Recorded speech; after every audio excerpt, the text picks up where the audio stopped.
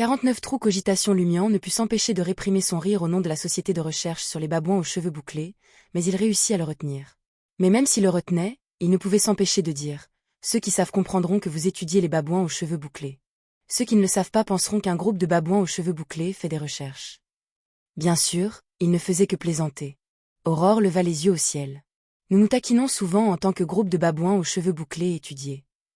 Voyant que sa sœur était de meilleure humeur, Lumian demanda « Tous les membres de votre société de recherche sont-ils des Beyondés ?» Pas tous, répondit brièvement Aurore. Mais certains rassemblements ne peuvent pas être suivis par des gens ordinaires. Elle n'a pas dit pourquoi ils ne pouvaient pas participer. Qui est le président? Combien y a-t-il de vice-présidents? Demanda Lumian. Faites-vous un recensement? Répliqua Aurore. Lumian était confus. Lumian était confus et réalisa qu'Aurore n'aimait pas qu'il pose trop de questions sur la société de recherche sur les babouins aux cheveux bouclés. Aurore fit la moue et expira. Le nom de code du président est Gandalf. Il y a un total de 5 vice-présidents. Très bien, je vais appeler le messager d'Ella. Lumian était perplexe et demanda.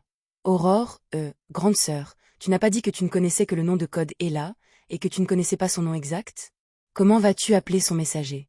Il se souvint que sa sœur venait de mentionner qu'en changeant la dernière phrase de l'incantation d'invocation par « le messager qui appartient à un tel », il pouvait localiser très précisément la créature ciblée. Cependant, elle ne savait pas qui était « un tel ». Excellent, Aurore le félicite et dit « Pouvoir découvrir le problème est une excellente qualité d'apprentissage. Disons-le de cette façon. Peu importe le nom que vous utilisez lorsque vous signez un contrat avec une créature du monde spirituel. Le contrat extraira automatiquement de vous un peu de votre véritable aura, permettant ainsi aux deux parties d'être liées. Cependant, n'oubliez pas que vous ne pourrez utiliser le nom écrit que lors de la signature du contrat à l'avenir. Le changer par votre vrai nom sera inefficace. » Lumian réfléchit sérieusement et dit « Compris. La clé est l'aura et la connexion. Le nom lors de la signature du contrat n'équivaut qu'à l'incantation utilisée pour la convocation ultérieure. Peu importe ce que vous écrivez. » Oui. Aurore hocha la tête. Lumian rit soudainement. Existe-t-il une telle situation? Permettez-moi de dire hypothétiquement.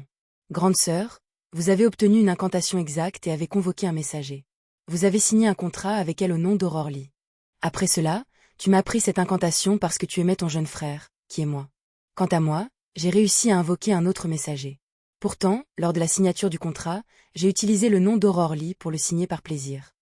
Alors la question est, lequel sera convoqué avec la description du messager qui appartient à Aurore Lee? Le visage d'Aurore devint livide. Je n'ai pas de messager. Comment le saurais-je? Elle a expiré et s'est calmée. Il s'agit en fait d'une confusion causée par le fait d'avoir le même nom.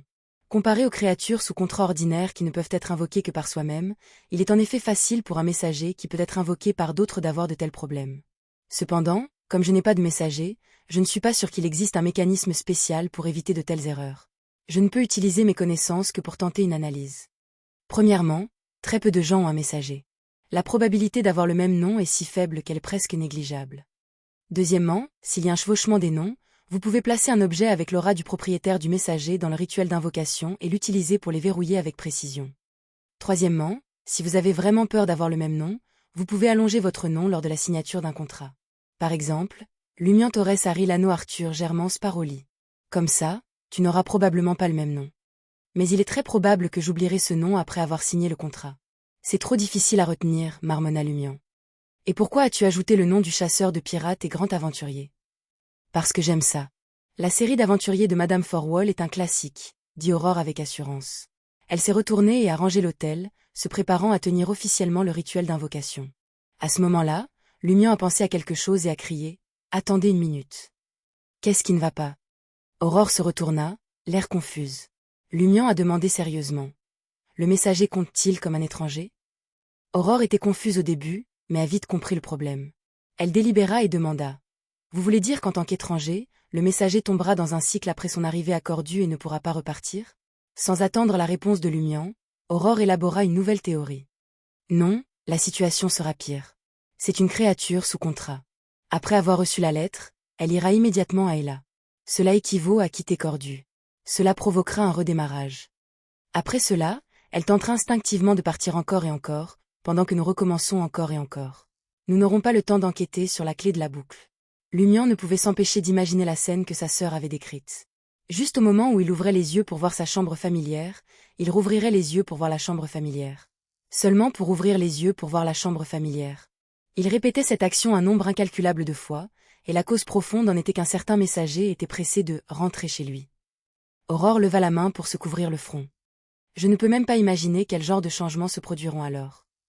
Après avoir soupiré, elle analysa sérieusement. D'après la situation actuelle, le départ des êtres vivants de Cordu et des environs provoquera le redémarrage de la boucle, et les objets inanimés ne déclencheront pas les restrictions. Le télégramme et la lettre qui ont été envoyés en sont la preuve. Si tel est le cas, les esprits ne feront certainement pas l'affaire non plus. À première vue, je ne peux pas invoquer le messager. Lumian a soudainement compris pourquoi le livre bleu pouvait maintenir son état de mots coupés. Les notes reconstituées avaient quitté Cordu, ce qui le rendait plus affecté. Puisqu'il ne pouvait pas revenir, il ne pouvait naturellement pas revenir à son état d'origine. Il a partagé ses spéculations avec sa sœur et lui a demandé. Le problème du livre bleu a été résolu, mais comment cette lettre a-t-elle été envoyée? Il n'y a définitivement aucun moyen de l'envoyer pendant la boucle. Au moment où le messager quittera Cordu, cela provoquera un redémarrage. Et si c'est avant la boucle, je n'en ai aucune impression. Et toi? Moi non plus, réfléchit Aurore quelques secondes avant de gronder en plaisantant. Espèce d'idiot, tu as failli m'égarer. C'est facile d'envoyer la lettre en boucle. Lumian a regardé sa sœur intelligente et a demandé. Hein? Aurore rit avant d'expliquer. Il n'est pas nécessaire d'avoir un facteur pour envoyer la lettre, ni d'embaucher un coursier. Lorsque nous découvrons une anomalie et que nous ne voulons pas alarmer ceux qui pourraient être problématiques, le meilleur choix est de trouver une caisse en bois et d'y placer la lettre de détresse. Après l'avoir scellée, nous jetterons la caisse en bois dans la rivière à l'extérieur du village et la laisserons flotter en aval naturellement. Lorsque les autres villages et même les habitants du Dariège la récupéreront, ils nous aideront à la remettre aux autorités. Vous avez dit que notre dernier cycle a confirmé que la boucle contient une petite partie de la rivière qui peut être atteinte. C'est vrai, s'exclama Lumian en joignant ses paumes l'une contre l'autre. Il pensa à une autre question. Les poissons dans la rivière provoqueront-ils un redémarrage? Je ne pense pas, répondit Aurore après avoir réfléchi un instant. Ces créatures sans aucune intelligence sont très sensibles aux restrictions invisibles. Ou plutôt, ils sont plus sujets aux influences invisibles. Il y a de fortes chances qu'ils restent instinctivement à l'écart des endroits susceptibles de provoquer un redémarrage. Et votre livre blanc? Il n'a d'autre choix que de quitter le monde réel après 12 heures. Lumian a estimé que cela relancerait également le cycle. Aurore regarda autour d'elle et dit pensivement. Je soupçonne que la boucle inclut non seulement Cordu et les zones montagneuses environnantes, mais aussi la zone qui correspond à tout le monde ici dans le monde des esprits. Vous ne savez probablement pas qu'il existe en réalité des interactions plus naturelles entre le monde des esprits et la réalité. Si vous n'incluez pas le monde des esprits correspondants, il pourrait redémarrer de temps en temps, mais la situation actuelle est clairement différente.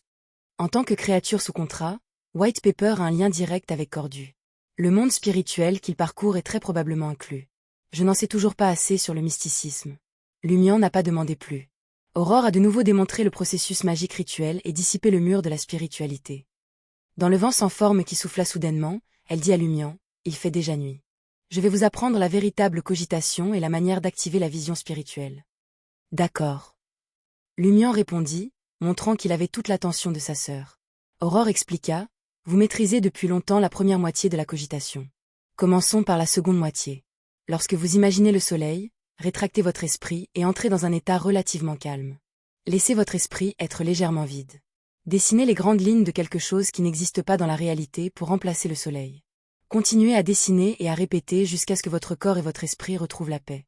Vos pensées auront le sentiment de flotter. Lumian n'a pas bien compris. Quelque chose qui n'existe pas dans la réalité? Aurore a sorti un stylo et du papier et a dessiné quelques traits. Écoutez, y a-t-il quelque chose comme ça en réalité? Le papier portait quelque chose de très abstrait, comme une boule avec des yeux et une croix sur la face. Est-ce que ça n'existe pas une fois que tu l'as dessiné? Ce dessin est en réalité. Lumian a estimé que l'explication de sa sœur était fausse.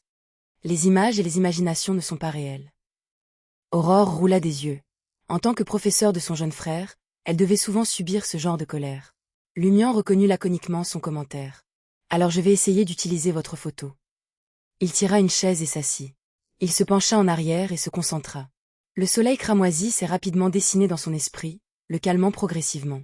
Au bout d'un moment, parce qu'il était en réalité, il n'entendit plus la voix terrifiante et mystérieuse. Il pouvait calmement utiliser le motif que sa sœur avait dessiné avec désinvolture pour remplacer le soleil dans la cogitation. Le ballon avec des yeux et une croix apparut rapidement dans l'esprit de Lumian. Comme Lumian l'a souligné à plusieurs reprises, son corps et son cœur sont devenus de plus en plus paisibles et ses pensées ont progressivement semblé éthérées. Il a vu qu'il y avait un léger brouillard gris autour de lui. Il y avait beaucoup de choses indescriptibles et inexistantes, et des blocs colorés denses mélangés. Et haut dans le ciel, Peut-être au fond des profondeurs, il y avait une lumière claire. Rien ne presse. La probabilité qu'un chasseur réussisse la cogitation du premier coup est très faible, consola Aurore son frère. Au moment où Lumian était sur le point d'annoncer à sa sœur qu'il était entré avec succès dans un état de cogitation, il sentit soudain quelque chose l'observer du fond du brouillard gris et d'une hauteur infinie. Cela semblait être une illusion, mais cela lui fit éclater des sueurs froides. Il ressentit une peur inexplicable et quitta immédiatement l'état de cogitation.